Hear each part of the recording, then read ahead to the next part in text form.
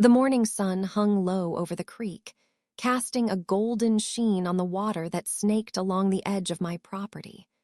My 5 acres, tucked in a quiet corner of this rural neighborhood, were my sanctuary. The beehives hummed softly near the creek, their wooden frames weathered but sturdy, and Pixel, my border collie, bounded through the tall grass, her black and white coat flecked with dew. I'd bought this land 3 years ago, after a decade in the city craving space and silence. The creek's easement, legally mine per the deed, was the heart of it, a place to sit, think, and let the world slow down. That peace shattered when I heard the sharp clang of metal on metal. I followed the sound, Pixel at my heels, and found Karen Davis, my neighbor and the HOA's self-appointed queen, driving steel fence posts into the ground. The posts, shiny and industrial, formed a line that cut across my property, blocking the path to the creek. A roll of chain-link fencing lay nearby, glinting like a coiled snake. Karen, in her early 50s, wore a crisp white blouse and sunglasses perched on her platinum blonde hair. She wielded a sledgehammer with surprising force, each swing punctuating her muttered complaints. HOA standards, eyesore. I cleared my throat. Karen, what's this? She paused, leaning on the sledgehammer, and fixed me with a smile that didn't reach her eyes. Beautification project, hun. The HOA voted to enclose the creek area. It's for safety. Her voice was syrupy, but the word hun landed like a jab. I kept my tone even. This is my land, the easement's in my deed. You're past the boundary line. Her smile tightened. The HOA has authority over common areas. Check the bylaws. She gestured vaguely, as if the creek were her personal kingdom. I'd dealt with HOA tyrants before. My last neighborhood had one who fined me for a mailbox that was too blue. Karen, though, was next level. She'd been president of the HOA for 6 years, ruling with a clipboard and a vendetta. Neighbors whispered about her fining Mrs. Callahan for unapproved flower beds and threatening to tow Mr. Jensen's truck for excessive rust. I'd stayed off her radar until now, keeping my property tidy and my dues paid. But this fence, this was war. I have the surveyor's map, I said, pulling a folded copy from my jacket. The boundary's 10 feet east of where you're standing. You're on my side. Karen's eyes narrowed. She stepped closer, her perfume sharp and floral. You think a piece of paper scares me. The HOA's lawyer will bury you. I held her gaze. Let's call the county, then. They can sort it out. Her lips pursed, but she didn't argue.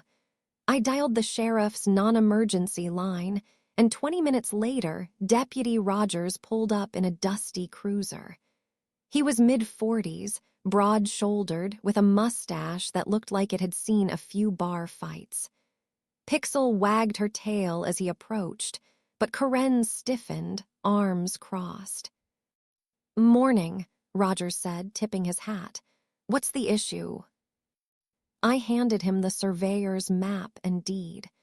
Ms. Davis is putting a fence on my property, blocking my creek access. This shows the boundary.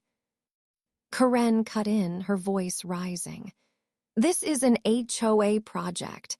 The creek's a liability, kids could drown. I have approval from the board. She thrust a neon green approved stamp on a crumpled paper, her hands trembling slightly. Rogers skimmed her paper, then studied my documents longer. He paced the boundary, eyeing the steel posts. The creek burbled behind us, oblivious to the standoff. Finally, he turned to Karen. Ma'am, this easement belongs to him. Your posts are on his land. Remove them by tomorrow, or I'll cite you for trespassing. Karen's face flushed red. This is outrageous. I'll call my lawyer." Rogers was unmoved. "You do that, but the law's clear." He handed me back my papers and nodded. "Have a good day, sir." As he drove off, I expected Karen to start pulling posts. Instead, she grabbed her sledgehammer and stormed to her SUV, parked on her side of the line. "You'll regret this," she hissed, her voice low enough that only I could hear. "You and your damn bees." Pixel growled softly, sensing the venom in her tone. I patted her head, my mind racing. Karen wasn't just annoyed, she was unhinged. I'd heard rumors about her past, a divorce that left her bitter, a failed bid for county council, a need to control everything in her orbit. The HOA was her fiefdom, and I just challenged her crown. That night I couldn't sleep. The creek's gentle rush, usually a lullaby, felt ominous.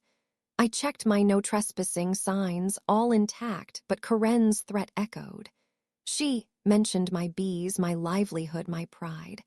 I'd started beekeeping after my dad passed, a way to honor his love of honey and hard work. Each hive was a small miracle, producing enough for local markets and my own table. If Karen targeted them, it wouldn't just be property damage, it'd be personal. I sat on my porch, Pixel curled at my feet, and scrolled through the HOA bylaws on my phone.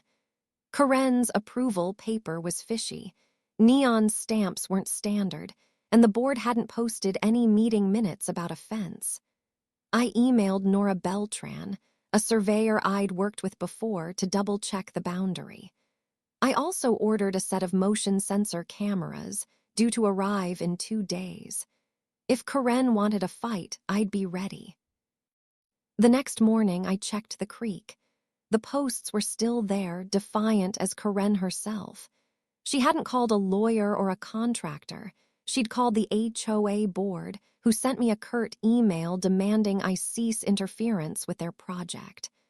I forwarded it to my lawyer, Elliot, a friend from my city days who loved dismantling petty tyrants.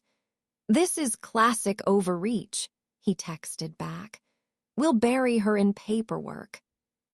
By noon, Karen was back, this time with a clipboard and a man I didn't recognize, Chandler Hayes, a local with a rap sheet for small-time scams. He carried a measuring tape, pretending to survey, while Karen barked orders. "Right here, Chandler. We'll extend it to the oak." I watched from my porch, Pixel's ears perked. Chandler glanced my way, nervous, but Karen's glare kept him moving. She was doubling down, and I was done waiting. I called Rogers again. He arrived faster this time, his cruiser kicking up dust. Karen tried her HOA authority spiel, but Rogers cut her off. "Ma'am, I told you yesterday. Move the posts or I impound them." Karen sputtered, but Chandler was already packing up. Rogers gave me a nod. "Call if she tries again." As they left, Karen shot me a look that could have curdled honey. "This isn't over," she said, her voice a blade. I didn't respond. I didn't need to. The creek was mine, the law was on my side, and my cameras were on the way. But as Pixel nuzzled my hand, I knew Karen's war was just beginning. 2 weeks after Karen's fence stunt, I came home to a war zone. My wire fence, guarding the creek path, was slashed in 3 places, its ends twisted like broken bones. Deep tire tracks scarred the mud, leading to my beehives. One hive, my oldest, named after Dad, was toppled, its frames splintered, honey oozing into the dirt like spilled blood. The air buzzed with frantic bees, their hum a mournful dirge. Worst of all, Pixel limped toward me, her paw bleeding. A nail board, half buried by the fence line, glinted with malicious intent. I knelt, heart pounding, and eased a nail from Pixel's paw. She whimpered, her brown eyes trusting despite the pain. The vet, Dr. Patel, cleaned the wound, prescribed antibiotics, and warned of infection. "Keep her off that foot," he said. My anger boiled. This wasn't just vandalism, it was personal. Corinne's threat, "You and your damn bees," echoed in my mind. She crossed a line, and I was done playing defense. That night, I ordered 4 motion sensor cameras, each with night vision and real-time alerts. They'd arrive tomorrow, but I couldn't wait. I called Nora Beltran, the surveyor who'd confirmed my boundary years ago. "I need you to stake the property," I told her. "Fluorescent markers, signs, the works. Someone's messing with my land." Nora, a wiry woman with a voice like gravel, didn't ask questions. "On it," she said. By noon, Nora was at work, hammering neon orange stakes into the ground. She taped laminated placards to each, printed with criminal penalties for tampering State Code 7.1403. Her efficiency was a lifeline. "Whoever did this," she said, eyeing the wrecked hive, "they're bold or stupid." I nodded, suspecting Corinne was both. The cameras arrived that evening. I mounted them on trees and my barn, angling them to cover the creek and fence line. My phone pinged with test alerts, the feeds crisp even in dusk's dim light. I felt a flicker of control, but Pixel's bandaged paw, resting on my foot, kept me grounded. This was about protecting what was mine, my land, my dog, my peace. At 1:13 a.m., my phone erupted with alerts. I bolted upright, grabbing it. The live feed showed 2 figures in hoodies by the creek, yanking Nora's stakes with gloved hands. One, taller, wielded bolt cutters, SN_N_N snapping a stake in half. Moonlight caught his face, Chandler Hayes, the nervous guy I'd seen with Corinne. The second figure, shorter, with platinum blonde hair spilling from her hood, was unmistakable. Corinne. Her movements were frantic, almost feral, as she tossed a stake into the creek. I dialed Deputy Rogers, my voice steady despite my pulse. "I've got video of Corinne Davis and Chandler Hayes trespassing and destroying my property. Right now." Rogers, groggy but sharp, said, "Send me the footage. I'm on my way." By dawn, Rogers was at my porch, watching the video on my laptop. He paused on Chandler's face mid-grimace. "That's Hayes. Busted him for check fraud in 21. He's on probation." He radioed for a warrant, his tone clipped. "We'll hit Chandler's place first." Rogers and 2 deputies raided Chandler's trailer at 6 a.m. body cam footage, later shared with me, showed Chandler in sagging pajama pants, stammering, "I was home all night." Rogers held up a still from my camera. Chandler, bolt cutters in hand, caught red-handed. Chandler's jaw dropped and he went silent. Corinne's house was next. In her garage, Rogers found Nora's stakes, a stack of laminated placards and a spray paint can neon green, matching the graffiti defacing my no trespassing signs. Corinne, in a silk robe, claimed Chandler had borrowed her garage for tools. Rogers wasn't fooled. "You're on the video, Ms. Davis," he said, cuffing her. Both were hauled to county jail. Corinne made bond by lunch, her lawyer already spinning excuses. Chandler, on probation, wasn't so lucky. His violation triggered a no-bond hold. As Rogers left, he tipped his hat. "Good work with those cameras. We'll need copies for court." I sat with Pixel, her paw healing, and replayed the footage. Corinne's face, twisted with rage, burned into my memory. She wanted my land, my peace, and she'd failed.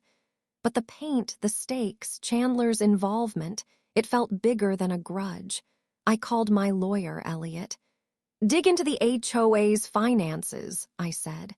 "Something off." The creek murmured outside. steady as ever. I wasn't done fighting, but I'd struck back. Karen's empire was cracking, and I'd be there when it fell. The arrests lit a fuse. Karen and Chandler's mugshots splashed across the local paper, sent ripples through the neighborhood. My phone buzzed with texts from neighbors I barely knew, some apologizing for staying silent during Karen's HOA reign. I sipped coffee on my porch, Pixel's bandaged paw resting on my boot, and felt the tide shifting. But I wasn't celebrating yet. Karen's bond let her walk free, and I knew she'd fight dirty. My lawyer, Elliot, a bulldog in a cheap suit, saw opportunity. That gate Karen built, HOA funds paid for it. Let's subpoena their books. I agreed, suspecting her beautification was a front. Within days, Elliot had the records, and the numbers told a damning story. A $3,500 cashier's check, signed by Chandler, covered Karen's illegal gate, drawn from the HOA's reserve account. Digging deeper, we found $46,900 in checks for grounds improvements, a phantom gazebo, fake landscaping, even a non-existent fountain. Chandler, the HOA's bookkeeper, had been siphoning funds for years. The HOA board called an emergency meeting, and I sat in the community center, a stuffy room smelling of stale coffee. Neighbors packed the chairs, their murmurs tense. Elliot presented the evidence, his voice steady as he projected Chandler's checks on a screen.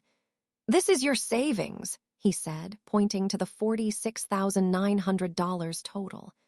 Mrs. Callahan gasped. Mr. Jensen swore under his breath. The board's president, a nervous retiree named Linda, looked ill. "We trusted Chandler," she whispered.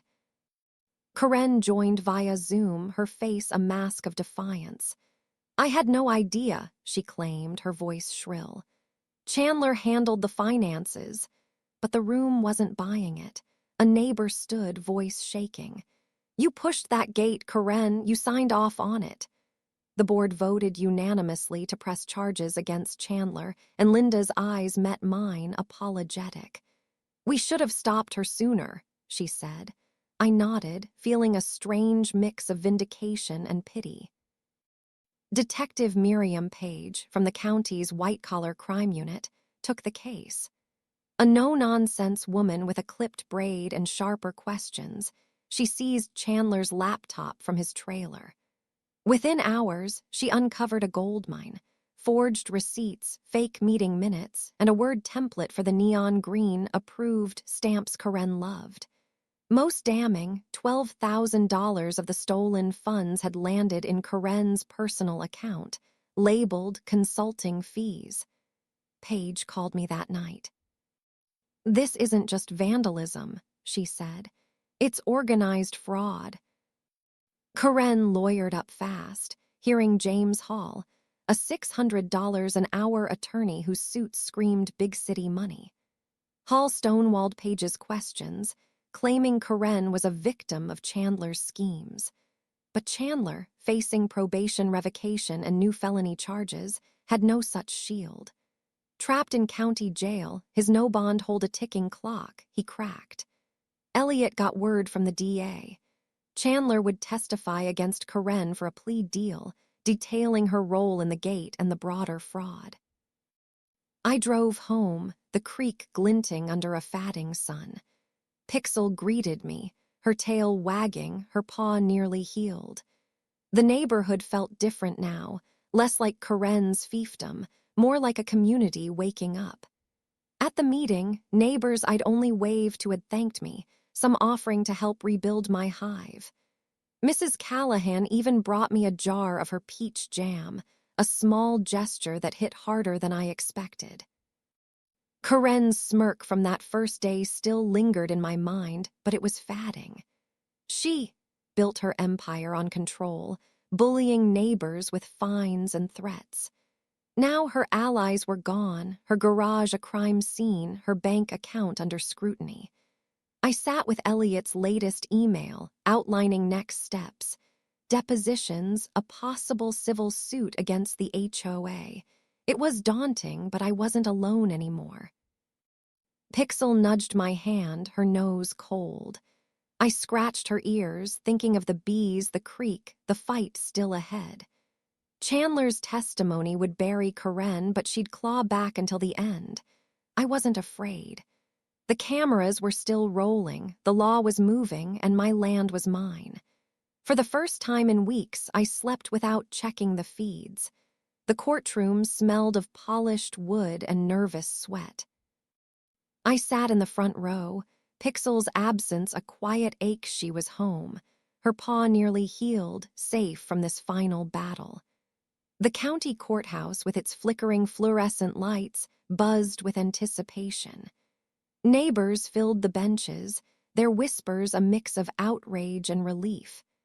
Karen Davis, once the HOA's untouchable queen, sat at the defense table, her platinum hair pulled tight, her eyes darting like a cornered animal.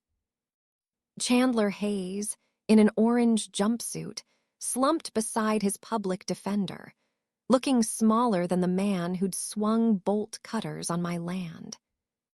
The trial had moved fast. Chandler, desperate to soften his fate, pled guilty to his 2021 check-kiting probation violation, earning an automatic 18 months.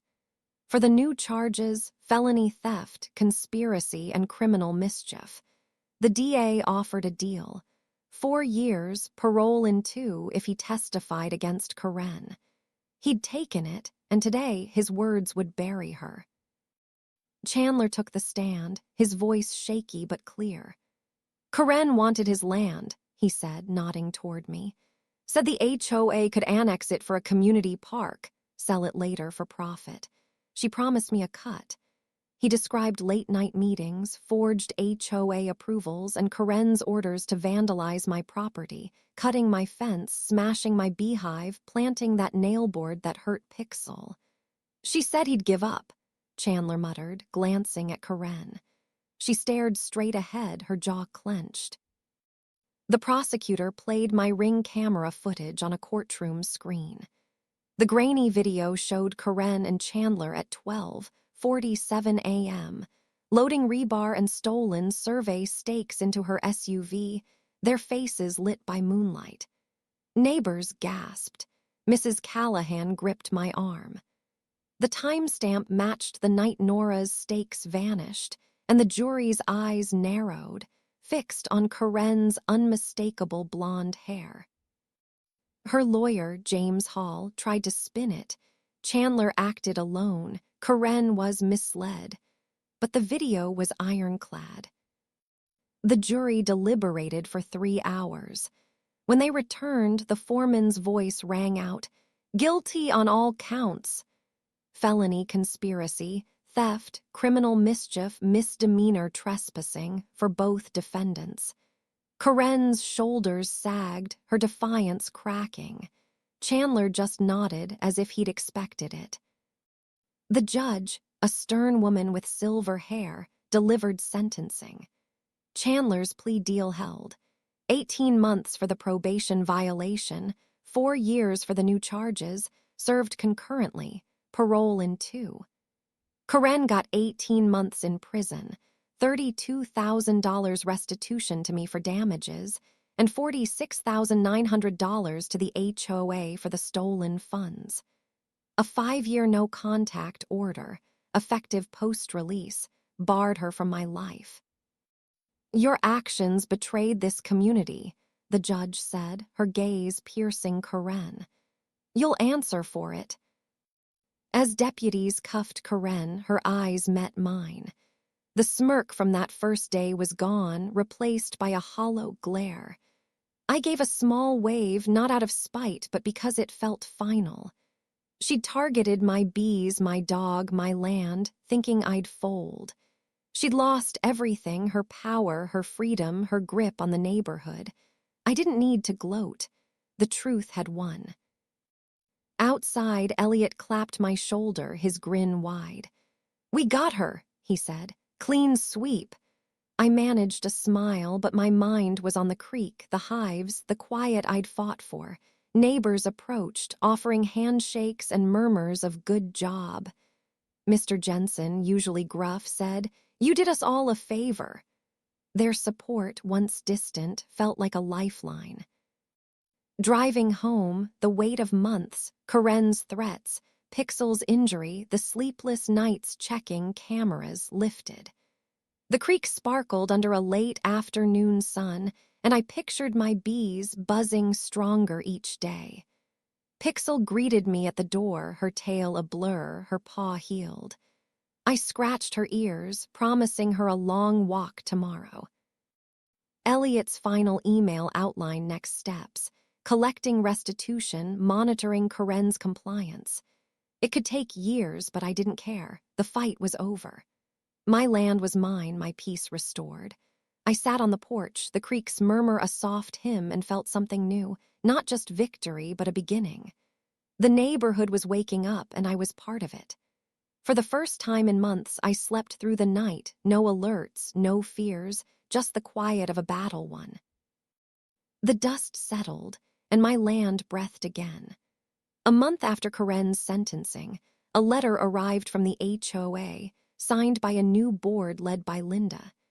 It apologized for oversights under Karen's reign and enclosed a $4,500 check, drawn from Chandler's frozen account, to repair my vandalized beehive. The words felt sincere, a far cry from Karen's neon-stamped threats. I cashed it not for vengeance, but to build something new. I chose the spot where Karen's illegal fence once stood, a sunny patch by the creek, perfect for growth. With the funds, I built a greenhouse, its glass panes catching the morning light. Inside, I planted tomato starts and basil, their earthy scent mingling with memories of Dad's garden. Each nail I hammered felt like a stitch closing the wound of the past months. The bees, resilient as ever, buzzed around their rebuilt hive, their hum a quiet anthem of survival. Pixel, her paw fully healed, raced along the creek path, her tail a joyful blur. The vet had cleared her, and her playful bounds erased the image of that nailboard's cruelty. She'd sit by the greenhouse, nose twitching as if guarding my new beginning. The land felt mine again, not just legally, but in spirit, free of Karen's shadow. Neighbors noticed the change.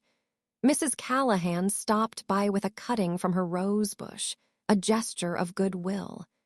"It's good to see you thriving," she said. I smiled, realizing the community was healing too, shedding Karen's petty tyranny. The HOA's new board posted transparent budgets online, a small but meaningful reform. I stood in the greenhouse one evening, the creek murmuring beyond the glass. The fight had cost me sleepless nights, but it had given me this: a space to grow, a dog to love, a neighborhood waking up. Pixel nudged my hand, ready for her walk. I wasn't naive, trouble could return.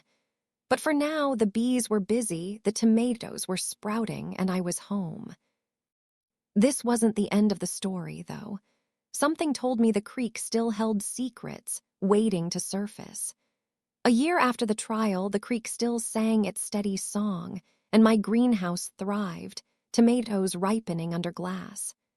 Pixel, fully healed, chased butterflies across the grass, her joy a daily reminder of what I'd fought for.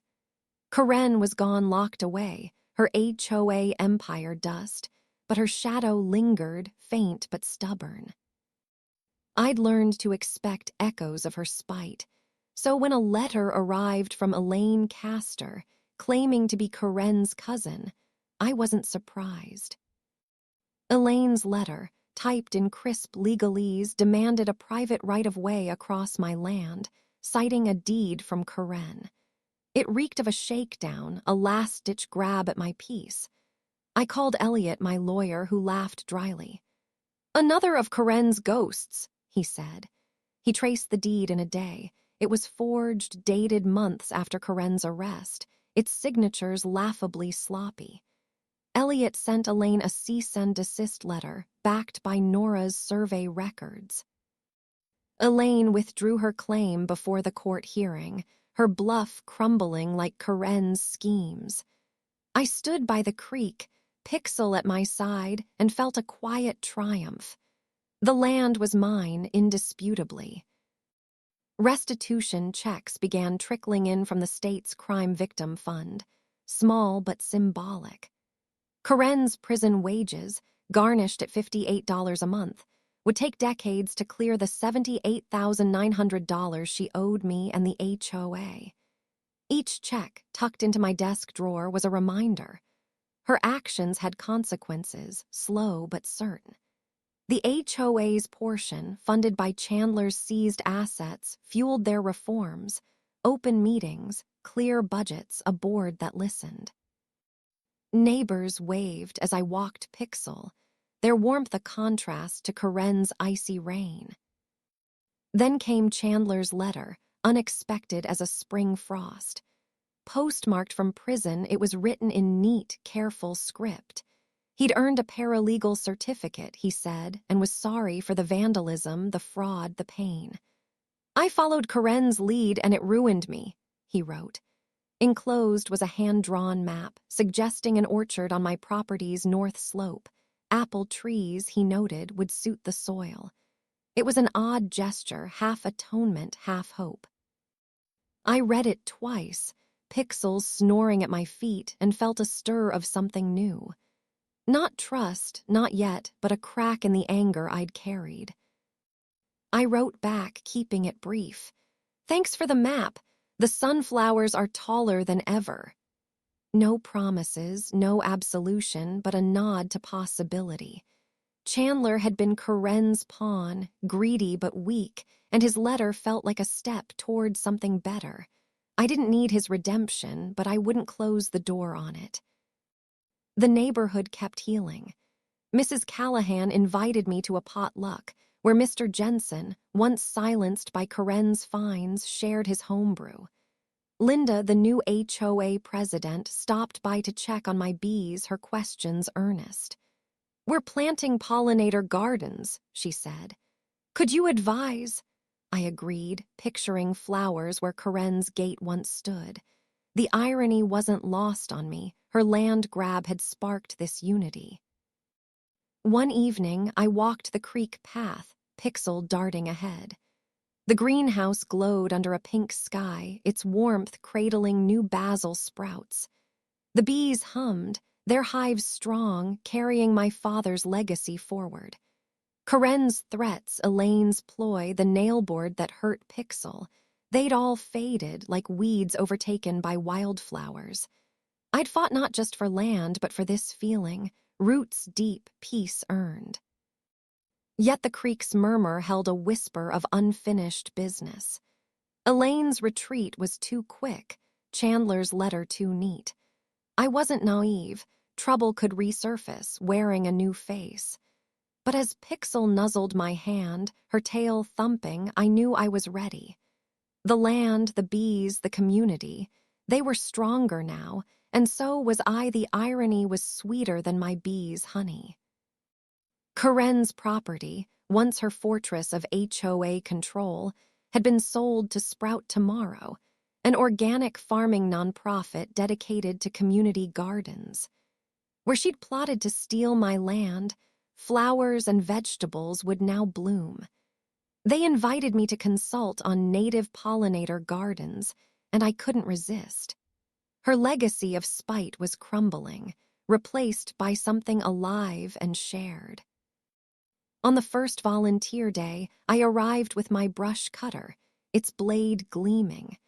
The air buzzed with purpose as neighbors gathered on Karen's former lawn. Deputy Rogers, off-duty in a flannel shirt, hauled soil bags, his mustache twitching with a grin. "Never thought I'd plant here," he said, nodding toward Karen's old house. Linda, the new HOA president, worked beside him, her hands muddy but her smile bright. New board members, free of Karen's shadow, raked and shoveled. their laughter mixing with the creek's distant murmur. We transformed the land together. Raised beds took shape, filled with rich compost for tomatoes and zucchini. I marked out a pollinator strip, sowing milkweed and coneflower seeds to draw bees and butterflies. Pixel darted between volunteers, her tail wagging as if she sensed the shift. Mrs. Callahan planted basil, her eyes misty. "Karen, find me for my roses," she said. "This feels right." I nodded, the weight of our shared victory settling in. The work was hard but healing. Karen had wielded HOA rules like a cudgel, bullying neighbors into submission. Now her lawn was a canvas for growth, her gate's rusted frame hauled away. I drove a stake for a trellis, picturing her face, her smirk, her threats, and felt only calm. This garden wasn't just land reclaimed. It was justice made tangible, dirt under our nails and hope in our hands. By dusk, the plot glowed with promise, tomato vines staked and soil turned.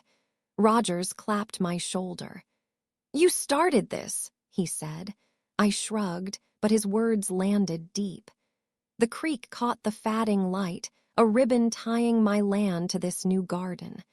Karen's schemes had backfired, uniting us in a way she'd never understand. As we packed up, Linda promised a harvest festival. I looked at the beds, already alive with possibility, and felt the circle close. Karen's land, once a battleground, was now our victory, a place to grow together. October's harvest dinner at Sprout Tomorrow's garden was a triumph. Tables lined Karen's former lawn, now bursting with crops, roasted butternut squash, honey-glazed carrots, heirloom tomato bruschetta, all grown where her gate once stood. Neighbors laughed, clinking glasses under string lights, the creek's murmur a soft backdrop. Linda, the HOA president, raised a toast. "To new beginnings," she said, nodding my way. I shrugged, but their cheers warmed me. The garden had turned hostility into nourishment, a victory sweeter than my bees' honey. I'd built a barn on my land, using reclaimed wood from Karen's old fence posts, each plank a reminder of her schemes and my resolve. Permitted properly, it stood sturdy by the greenhouse, housing tools and dreams of expansion. Pixel raced through the fields, her heeled paw kicking up dust, her joy infectious. She bound through the garden during the dinner, stealing a carrot to laughter. As plates emptied, Mrs. Callahan squeezed my hand. "You gave us this," she said. I didn't argue. Karen's shadow was gone, replaced by roots and resilience. The creek